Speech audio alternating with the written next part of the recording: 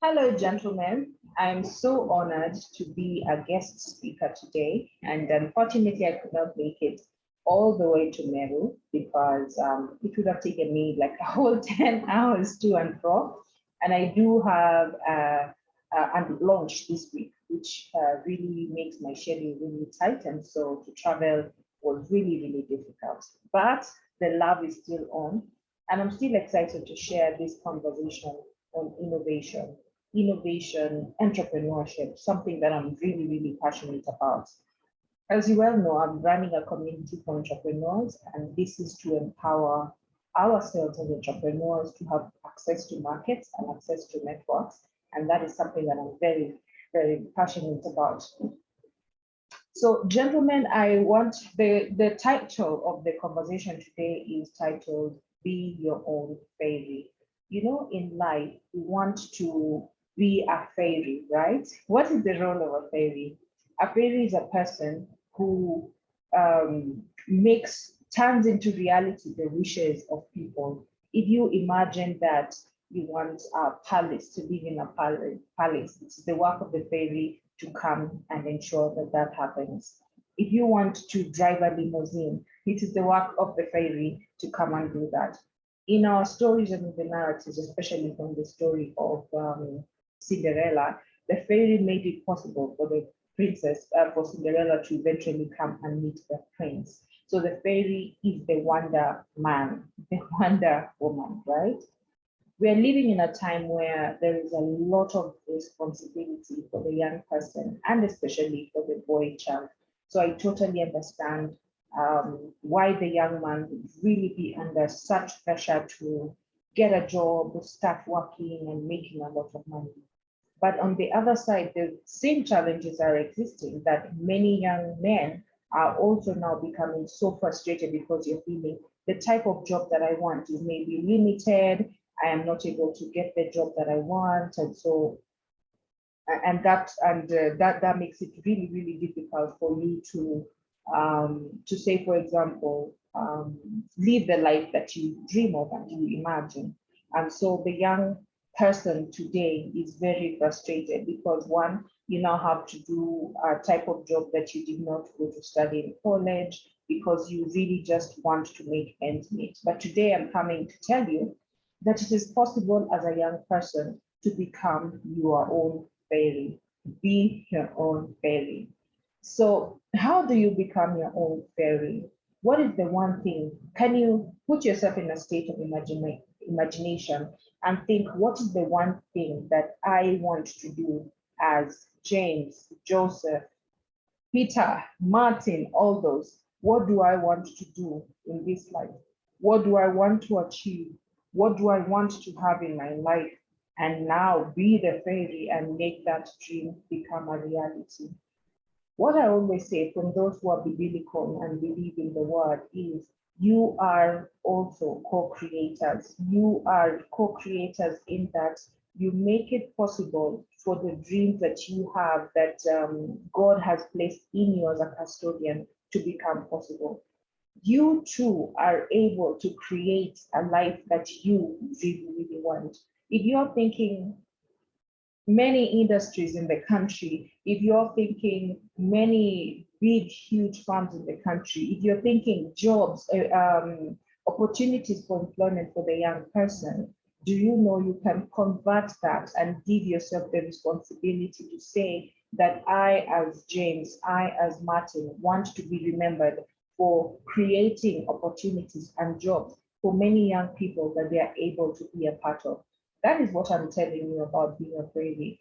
In a society whereby we as young people always end up being the problem, end up being the people who need to be helped and to be saved, we can switch that and now become the people who save, the people who change this generation.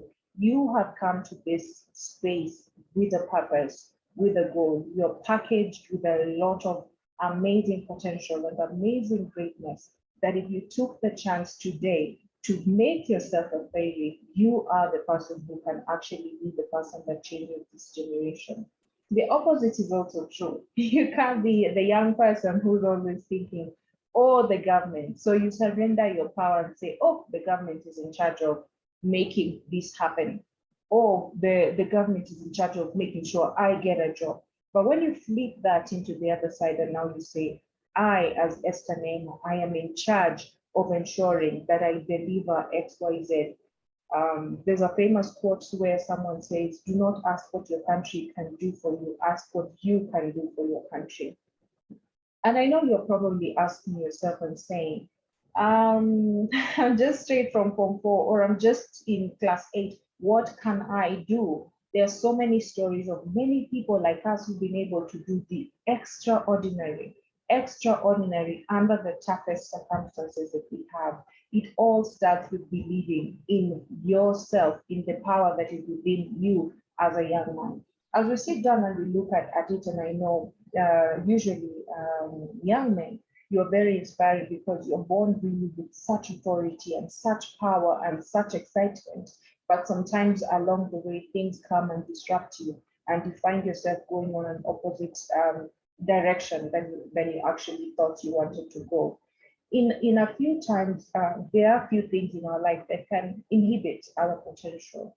We come here with such potential, ready to change the world, and with ability and power to be anyone that we can be, because everyone that we see around us is actually someone who is just like us, you know. And I am always laughing and telling people, why should you allow yourself to be called common mwananchi? There is no one who is common. You and the next person to yourself is so different. You're packaged differently, packaged to come and make impact in this world. And so along the way, we lose our confidence. And it's not a matter of what family you were born in, what money you have in your family. It's a matter of believing in yourself that you are packaged with something really wonderful that you can share and give to the world. But as a young man, what I was just talking about, our own potential, if you sit today and get yourself into, maybe throw yourself into substance abuse, or get into really bad relationship, or you get into really bad friendships and you end up joining crime, all those things are the small chips that start to rob you of your destiny. But when you come here into the earth, you're actually powerful, beautiful, handsome, amazing, and ready and packaged to impact the world in such a way that you have never been seen before. Talk about legends who started from very simple homes. They just started in Kibera, they just started maybe in a slum, or they started in a rural village that maybe even no one knows about, but they committed to studying, they committed to work hard, they committed to becoming the best version of themselves. And today, when you look at their journeys, you wonder, there are people who are top level in the society that people admire. Looking at our society, look at the story of President Obama, a man, normal man, a Kenyan man, born of course, of a mixed family, but grew up without a father. He could have decided at that young age, he could be anyone. He had the potential to be anyone in this world. He could decide to join a gang. He could decide to take drugs and be anyone. He could decide to make every woman in the society pregnant. But in spite coming from such a family, such chaos, and just him being an African man in America, in a place where occasionally there is racism, he chose to be a president. So young men, what I am just telling you today, be a person who has a vision, who has a dream. Do not be afraid to dream and ensure that you commit to a great vision. When you commit to a great vision, it will stop you from being distracted. It will stop you from getting into activities that are going to take you away from that vision. And so you need to constantly remain committed to a vision, to a dream. Dream, dream, dream, and make yourself a failing. I know we look at our lives and we think, oh, I do not have resources. But let me just tell you right now, as a young person, I am also in the youth bracket for a few months before I cross over. And just to tell you, I started my businesses, some of my businesses with no money, with just an idea, with just a dream, with just a vision. Starting such a vision and just looking to to make a great name for myself as a young person. And today I look at it and I think, okay, I have made some strides. Some people know the company that I am working in. I have been awarded and recognized for the work that I am doing. And just to think, I only started with no money, but my capital was myself, the passion that I have for what it is that I'm doing, the people around me, my family and my friends, those are my capital. And so start dreaming and believing that even you are capable of being the greatest of the greatest. Wish for things that even are beyond this locality that you come from, are beyond Meru, are beyond Nairobi, are beyond Kenya.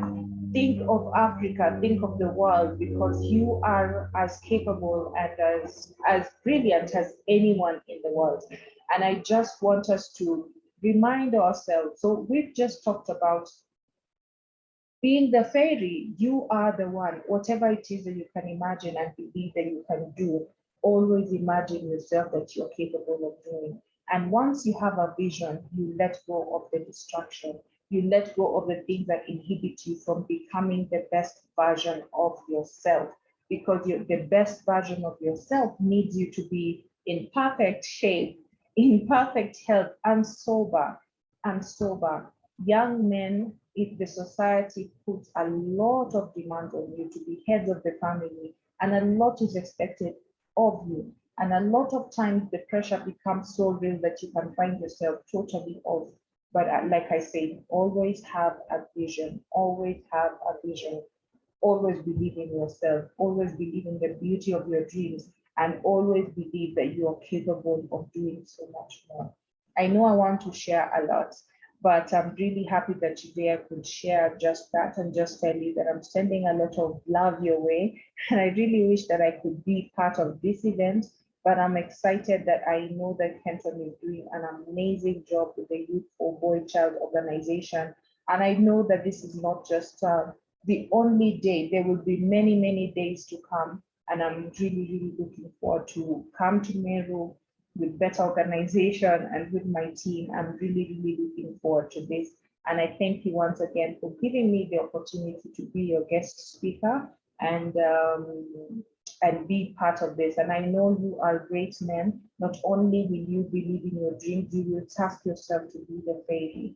Entrepreneurship can seem hard, but once it starts to peak, you start doing great. So sometimes if you're not getting a job or you don't like what it is that you're doing and you want to start something, or you just want to start as a side hustle, faith, commitment, and hard work are the key to life.